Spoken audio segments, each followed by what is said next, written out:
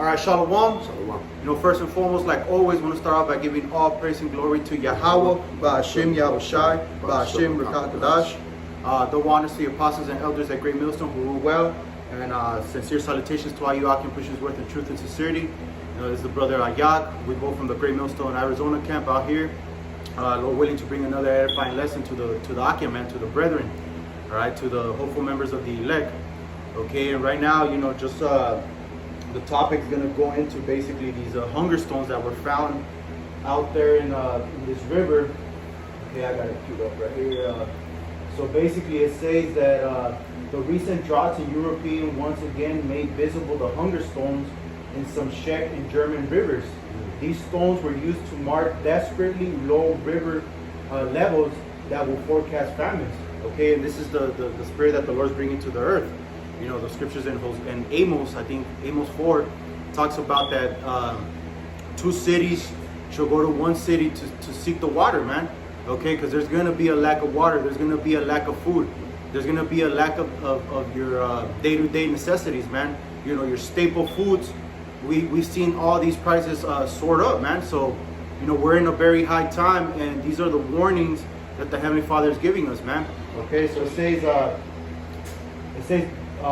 true or fiction. This one in the Elk River is from 1616, and it says, "If you see me, cry." Okay, because that's how desperate it's coming, man. And actually, open up with that Hosea 2:11, bro, because that's what the Lord's doing. He's making all mirth cease. He's taking that spirit of joy, of being good out of the earth, man. You ain't gonna be able to be in a good state. The scriptures talk about how many great miseries should be done to them that in the latter days should dwell in the world. Okay, so we're experiencing those miseries. Hosea 2:11. I will also cause all her mirth to cease, her feast days, her new moons, her Sabbaths, and all her solemn feasts. You know, the point I want to get out of that is the mirth. You know, because our people love being in a good mood, man. They love being in a party mood. They never want something bad to happen. Okay, and this is the spirit that the whole world is in, man. The house of mirth, the house of banqueting, you know, the house of eating and drinking. Okay, when all hell's getting ready to break loose, man. You know, that's why the scriptures talk about being circumspect, you know, making that calling and election sure. Okay, because hey, we're in those times, man, where we're about to see all evil and all wickedness unfold in the planet Earth. Okay, by way of these pests, these pestilences, you know, like we've been saying, the famines. Okay, you're not gonna be able to get the water. Well, brother's always bringing up the point up there in Lake Mead. You know, that shit drying up, man. Okay, and that basically powers the Hoover Dam, which gives electricity to millions of homes. So it's not just water, man. You know, you take the electrical grid out of America, and what happens? This whole place goes back to the Stone Ages, man. And you people are not prepared to live in those type of conditions, man. Here in Arizona, we can't. You know, that was spiritual because a few days ago, my AC went out, man, and it was hell in here. You see, so that was just the Lord giving you a little a warning. You know what I'm saying? Like, hey, this is how bad it could get, man, and it's gonna get that bad. You know, you got something, bro? Yeah, kind of. Well, I want to speak on a point that you brought up in the book of Hosea, the 2nd chapter, man. He says he will cause all her feast days to cease. So the Heavenly Father is going to make sure he gets the attention of everybody, man. And that's beautiful. Only he will be exalted. I was looking for a scripture in Lamentations where it says we look for a nation to save us, because what the Heavenly Father is doing, these heathens are not going to be able to save you in that situation. All right, that's why it's woe to them to go down to Egypt for help. All right, you're going to see, man, hey, this place ain't what it all cracked up to be. All right. And our people are putting their trust in Egypt, man, and these new stimulus packages, whatever, man. They think that this dude Biden's gonna get them out of the situation that they're in. You know, they just gave the debt forgiveness for like $10,000 or something like that. So hey, Jake think they're good, man. Jake think, oh well, shit, I don't gotta pay that $10,000 no more, you know, or whatever it was. But you know, the scriptures say when they say peace and safety, then sudden destruction cometh upon them. You know, so that goes into our people think they're in a good case just because some bills are being cleared out the way, man. But Heavenly Father is talking about famine and pestilence and a shortage of water. You know, that speaks a lot also. If you ever go to Cali, you're looking at the beach, there's so much water out there. It's way a lot of water. So there's water there, but Heavenly Father makes sure that the water's not able to get to you. So that's his doing, man. Hey, he's a terrible power, man. Let me bring this out real quick. Lamentations 4:17. As for us, our eyes as yet filled for a vain help, and our watching all kinds. Our vain help, which is adds up to nothing, man. It says, yet failed for our vain help, and our watching we have watched for a nation that could not save us.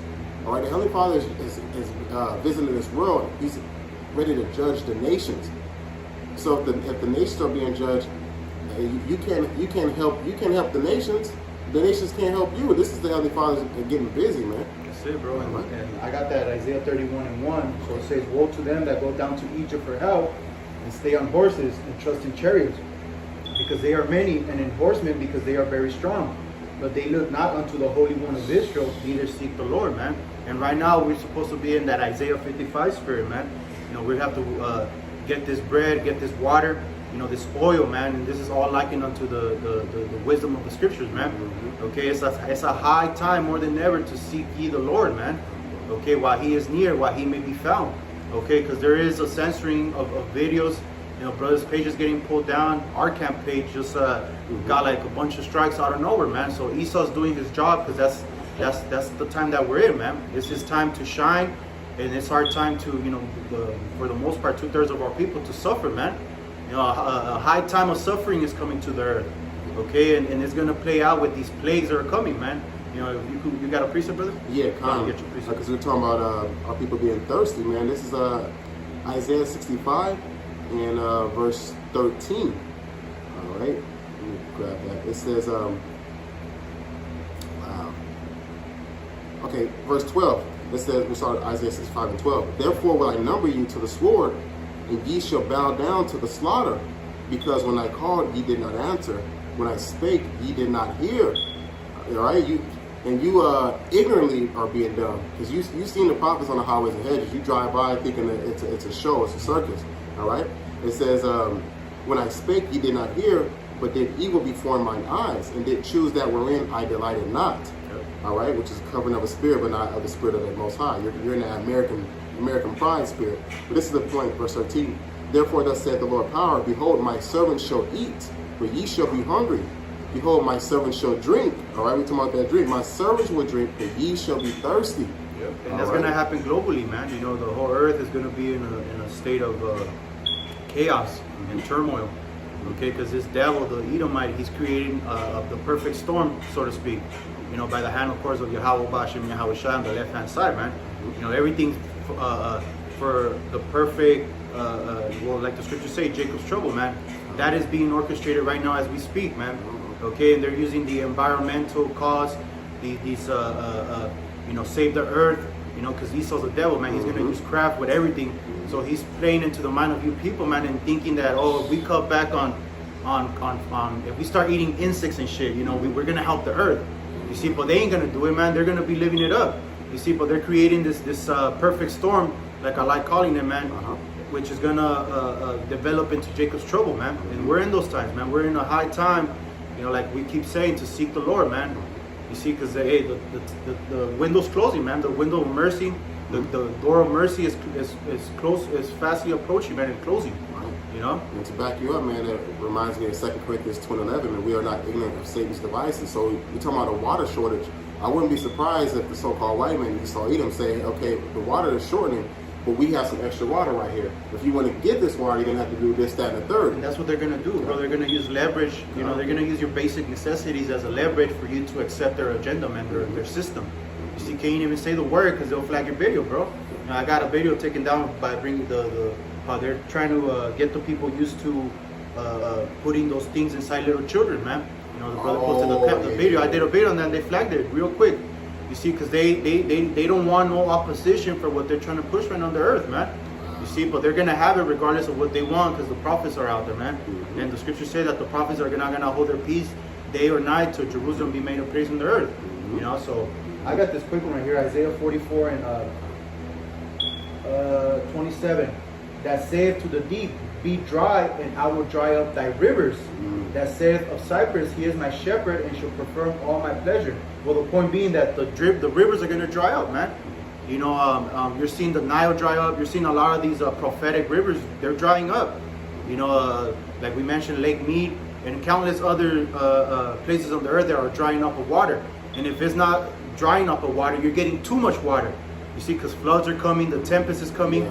You see, so hey, on all levels is the Lord jacking this place up, man. Yeah, you got something, bro? Yeah, that's crazy. You said that. You said that Heavenly Father is jacking everything up, and when the flood comes and there's drought of water, the first thing a person say, "Oh God, God." That's the first thing that comes to a person's mind is God, man. All right. So we're gonna grab the first verse of that Isaiah 44. Push out just the top verse.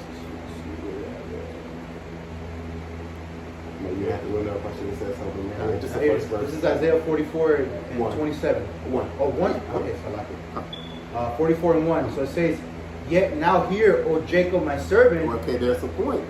Talking about, it says, "My servant shall eat." So understand we're not being boastful. It says, going into Isaiah 65, it says, "My servant shall eat, but ye shall be hungry." So the point is, you got to look to be a servant.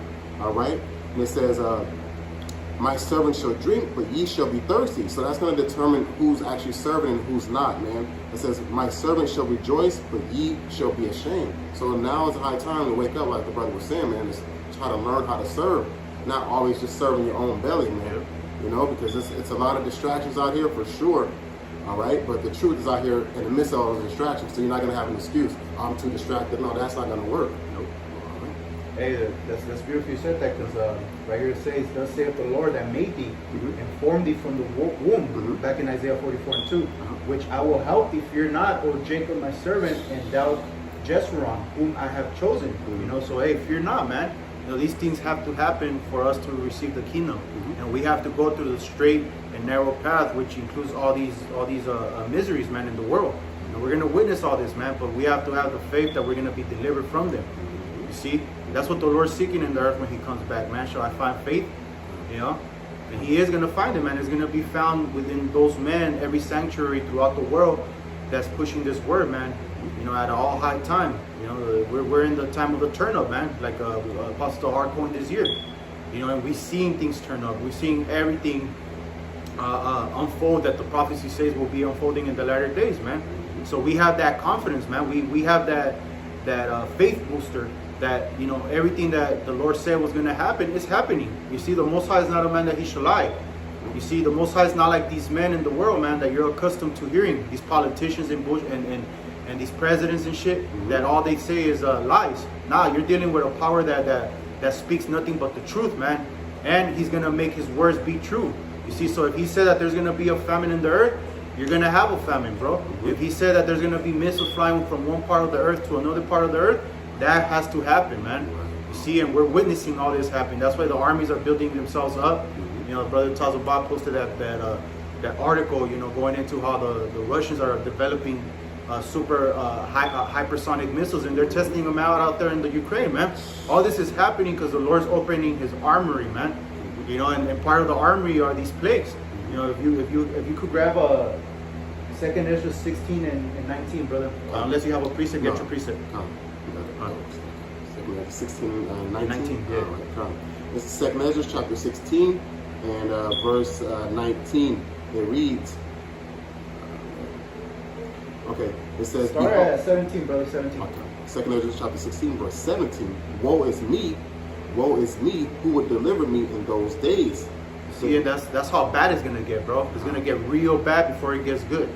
You know, we're gonna have to go through all hell, you know, before we receive the tunnel, the you know, the light at the end of the tunnel, so to speak. You know, go ahead, bro. Verse 18, the beginning of sorrows and great mournings. And we're in the midst of this, man. Matthew 24 says that all these are the beginning of sorrows. You see, so the prophets were in that spirit, man. You know, they were prophesying of calamity, of doom. Hey, you had Trump call us the prophets of doom. You know, he was talking about us. You see, because we're prophesying the doomsday of America, man. And it's coming and fastly approaching. You got it, bro. Bro. It says, in great mournings, the beginning of famine and great death. Great death, man. People are dying, bro. You know, motherfuckers killing each other at an alarming rate. You know, people's love has waxed cold, man. You know, people don't have love for each other. You know, and we see that day in, day out. Go ahead. The beginning of wars, and the powers shall stand in fear. The beginning of evils, what shall I do when these evils shall come? What should you do, man? 2nd Ezra, the 9th chapter. You measure the times diligently in itself and give the warning to the people, man. Ezekiel 33. Okay, we're in that spirit right here, man. You know, we're on our watch. You know, like it says in Habakkuk, the 2nd chapter, the 1st verse, man, that we're gonna make it plain upon tables, you know, so that you get the understanding, man, because our only job here is to feed the sheep of Yahweh Ba'Shem Yahweh Shai, man. You know, get them prepared, set up the hedge for them, you know, so they may be able to withstand the day of battle, man. Go ahead, bro. Now, got his last verse to end it out? That's good.